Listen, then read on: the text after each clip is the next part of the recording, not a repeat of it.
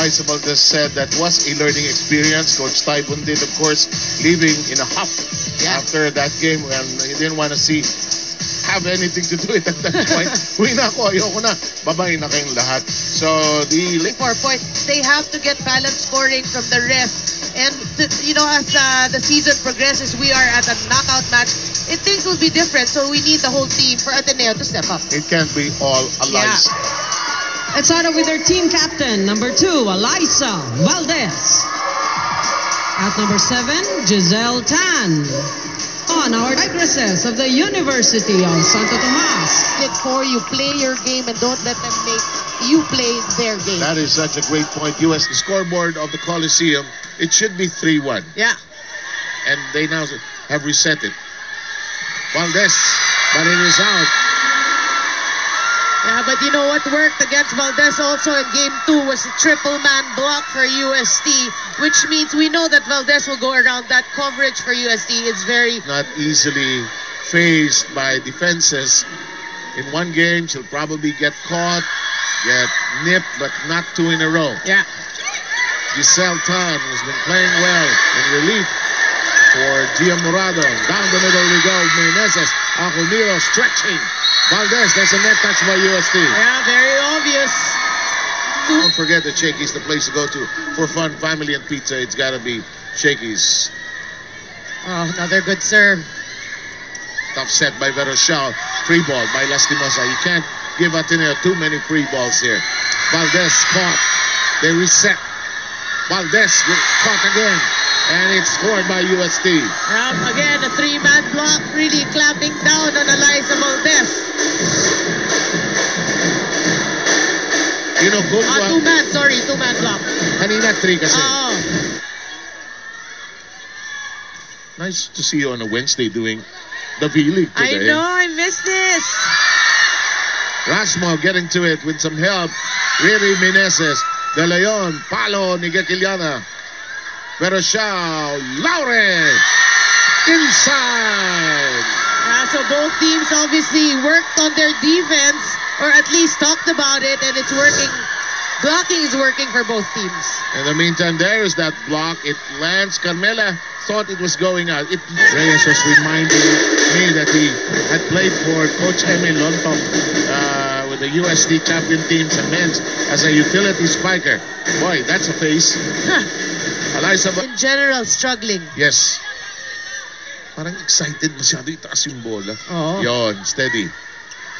Alyssa connects. Well, you know she's gonna get her numbers. And Alyssa Valdez and company are ahead 16-11 as we hit the second technical timeout. Here's Carmela. Good serve. Maraginot. Track down. Short si Alyssa, tumama sa wrist. Yeah. Well, she knew the set, but that set was actually very... During the warm-ups. Ang steady ng digging niya, no? Di ba? Talagang bumabalik yung bola. Nililay up niya halos sa kapaluan niya. Nicely done by Gatiliana. Tough set by Ella. Zigzag by Laure. Valdez dropping a message. Riri Meneses getting to it. Another free ball. I wonder how many free balls UST has been giving. Dami, no? Linis. Ang linis ng pagkagawa niya. That is a perfect tip from Alyssa Valdez. Really just finding that hole behind the blockers. You can see. She realized ang layo ni Rasmo. Na-Instagram pa ni Alyssa yun. Bago nakita ng buong mundo. 17-13. Lady Eagles by 4. Riri missing. Pam is rejected by Bea. Alyssa Valdez. That's a no-no really for Alyssa. You're gonna give Alyssa a free gift? Oh, it's Christmas approaching. Far.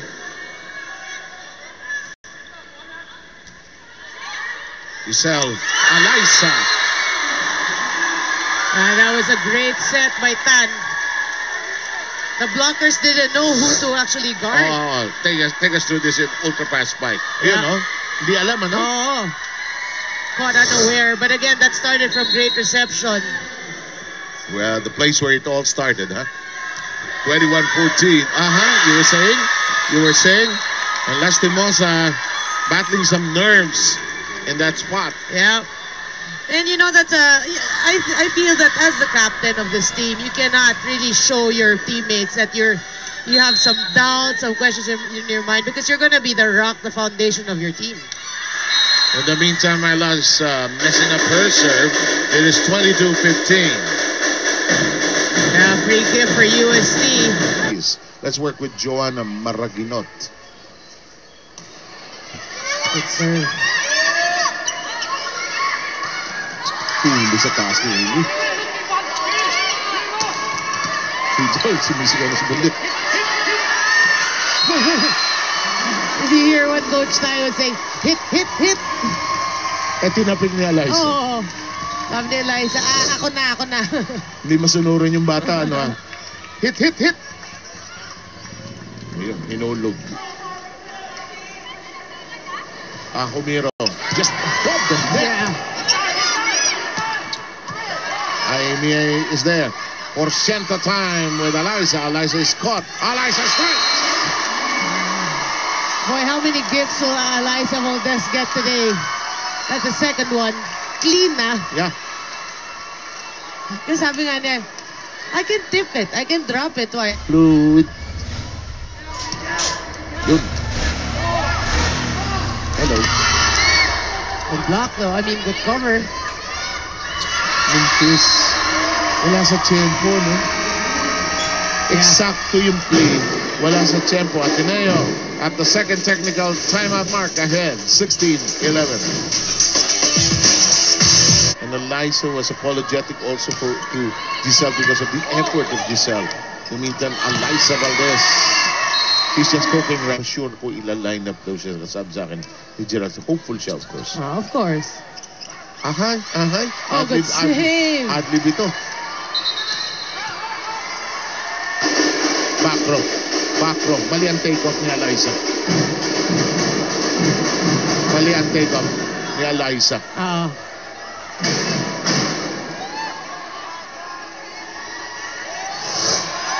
Ito.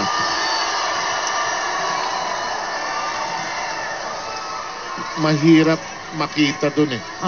We can't. We can see, has to see it against 20. Francisco will do so by serving. One-handed set. Good block. Yan, walang duda yan. That was clean. Sa akin duda ako doon sa yung kanina eh. Hindi kasi linis eh. Ultrafast Mike, Ultrafast LTE for a happy family. PLDT Home Ultera. Well, Threat pa rin si Eliza. The losing finalist last year to FEU. They're a much better team. They got rid of FEU in 2 games. Ruby De Leon such a valuable asset. I know. A setter for that team. Good stretch. Becomes a set. Eliza Valdez. Making it look really easy. And Ateneo beginning to like this 25-18 count. Yeah. Deja vu. Yeah, all over again. 25-18 is the final count of the second set. The Ateneo takes a 2-0 lead. Shaky shake and play. Back with the third in a moment.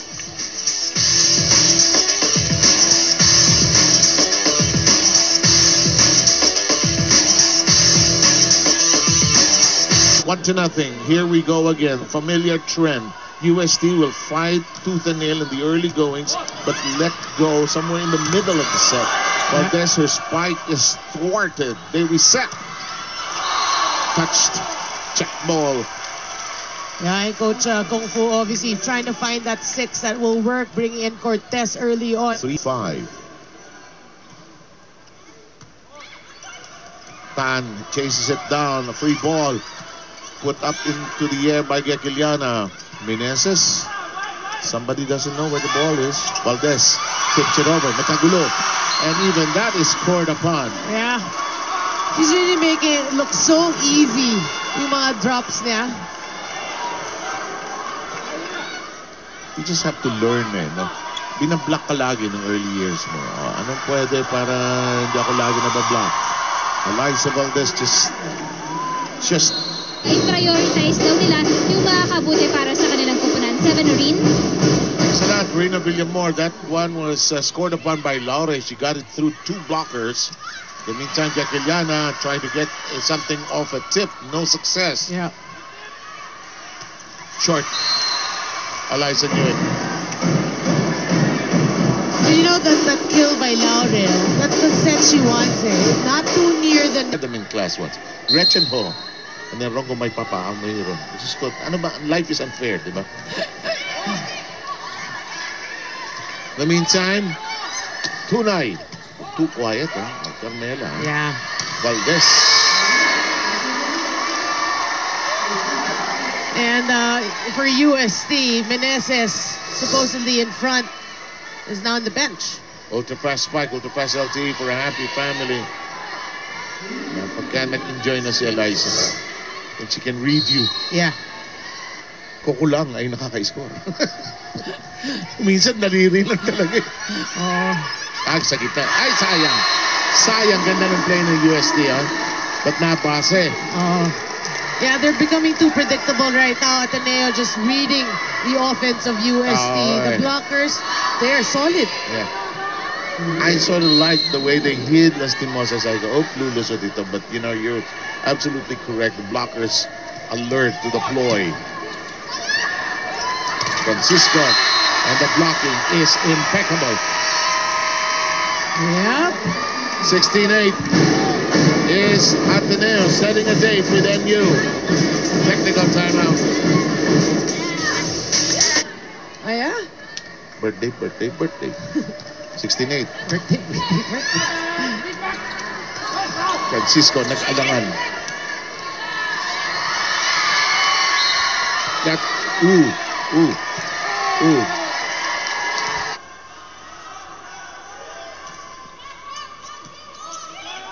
Tan, Valdez, yes.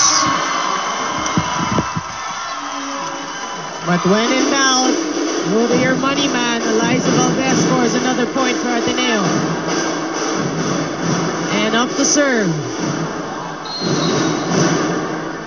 21-12. A serve for Eliza. Gusto na mo ni Eliza. Oh, no?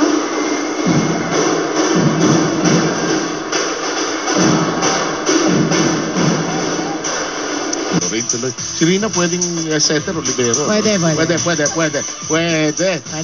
Good game with Noreen. I'm glad you're back.